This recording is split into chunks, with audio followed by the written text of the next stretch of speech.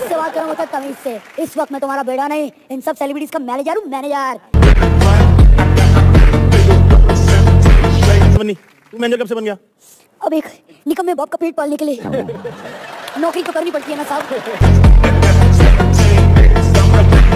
शर्म नहीं आती इंसल्ट कराते हो अपने बाप की? तेरे को क्या नहीं दिया मैंने बेटा?